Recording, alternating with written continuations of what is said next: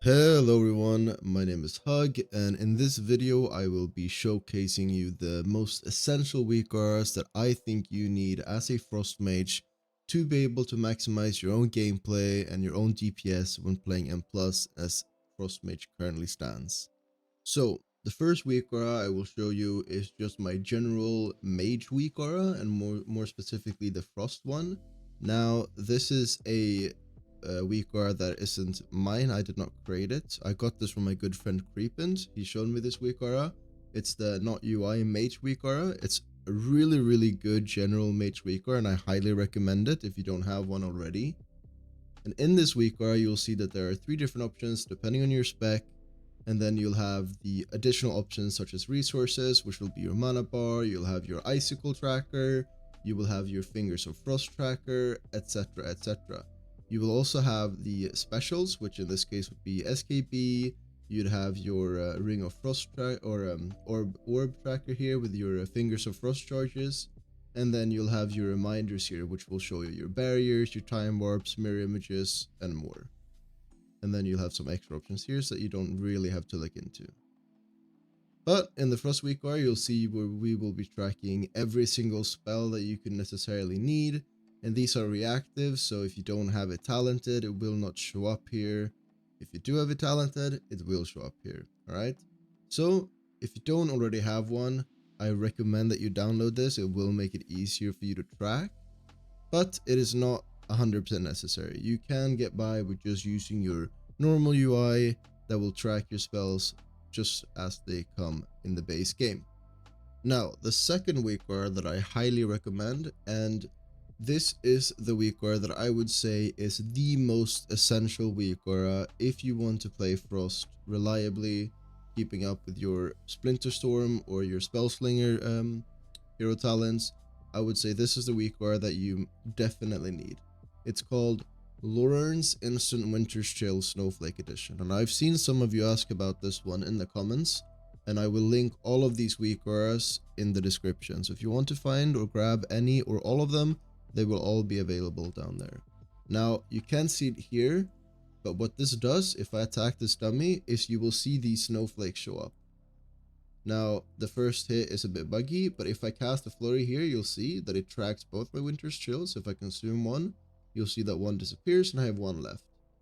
And if I keep going here to generate all my 8 splinters, you'll see that this will start to glow purple.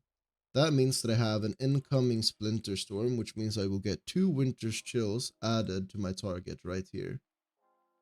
Now this means that when you start seeing that this purple is showing up, that is the time where you want to use Comet Storm or you want to use Glacial Spike, depending on which one you have available. Now this is really important to keep track of because when this is charging, that's the time where Glacial Spike takes priority. If you don't have one coming, you'd want to be Ice Lancing. And this is because we want to maximize the use of those Splinter Storm Winter's Chills that we apply to our target. Because Splinter Storm has a travel time, it will apply multiple Winter's Chill and not just the 2 that you will use. So if you're pre-casting into the Splinter Storm while it's still traveling, you will actually get the benefit of more than just the 2 Winter's Chills that will be added at the end. So in order to maximize the use there, we will want to pre-cast into our Splinter Storm. Now, the reason why we do this is because if you have read how splinters work, it means that every time we consume Winter's Chill, we conjure a splinter. So if we're pre-casting into our Splinter Storm, it means that we will consume more Winter's Chill charges, which means we will generate more splinters, which will then lead to more Splinter Storms, which will lead to more Winter's Chill, and so on. And that's how we rotate our Winter's Chill and keep the uptime of Winter Chill on our target, and therefore we're maximizing our DPS output. Now, while you were watching this, you might have seen the third Weakaura that I will want to tell you about, and that's this one, Predictive Splinter Storm Tracker by Crampage. Now, this one not only tracks how many splinters you have on the target, you'll see here, I have an incoming splinter. The green means that the splinter is being launched, so I know how many splinters I'm getting. and the purple or pink is the splinters I currently have applied to the target. Now when this procs, you will see this timer, and if you look closely again, I will shift in power here to generate my splinters, you will see that it will show me right when the splinter storm will be, so that I know exactly how long it will take before those splinters land and before the winter's chill is applied. Now, some of you might say that it's redundant to have this tracker with this tracker, but I actually highly recommend it, because if you have this Weakauras, you will start to learn what the timer is before your Splinter Storm gets launched, which means you can then default into mostly looking at this one.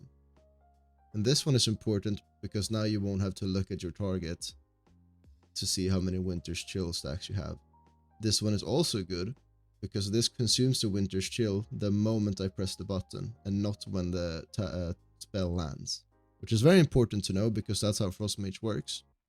So you'll know that you don't accidentally cast a extra Ice Lance or so on, and then consume your Winter's Chill instead of your Glacial Spike. So it makes it easier for you to track exactly how many you have instead of getting lured by the target dummy still saying you have 2, even though you've already launched a Glacial Spike, for example. Now, as if you've looked into other videos, you will see that Splinter Storm, or Spellslinger I should say, benefits from being closer to the target. And this is because when we cast our Splinter Storms and we get those winter chills applied to the target, if we're closer, it is easier for us to benefit from those extra winter chill stacks while the Splinter Storm is flying. So I highly recommend that you're standing closer. I know it's not ideal because we are a ranged class, and obviously you can play far away, but it just means that you'll have to adapt your gameplay a little bit around it. Okay?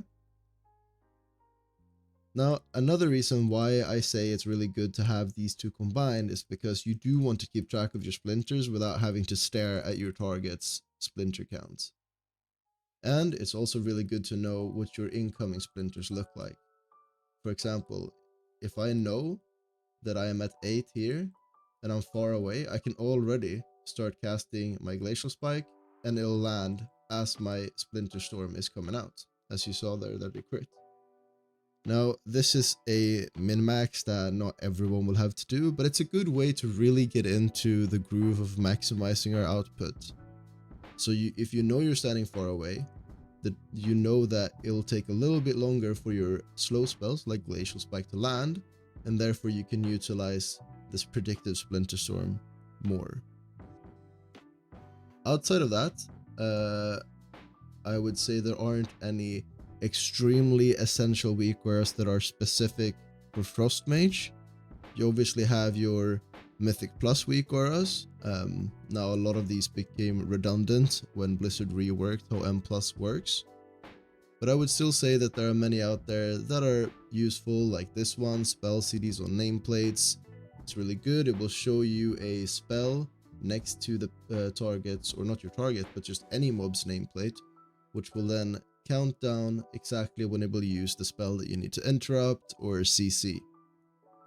Other than that, I think these are the Weakauras that I would highly recommend that you get if you're trying to play Frost Mage right now. And I do want to remind you that when 0.5 launches, which I would assume is somewhere around the November area, Splinter Storm is getting reworked into, instead of applying Winter's Chill, it will give us a Brain Freeze stack. And they're also changing the way Glacial Spike interacts, generating more splinters. So we're more than likely to move away from the whole Iceland spam rotation into a more Dragonflight-esque rotation with using Glacial Spike and Ray of Frost more. But I hope that you learned something in this video. I hope that you guys got your questions answered. And if you have anything else that you're wondering, feel free to let me know. And as you might have seen in this video too, I did add the action tracker, which will also be shown in my next M Plus video that is coming tonight. Without further ado, I hope you guys have a great rest of your day. And like I said, if you have any other questions or comments, feel free to leave them down below. Take care. See you next time.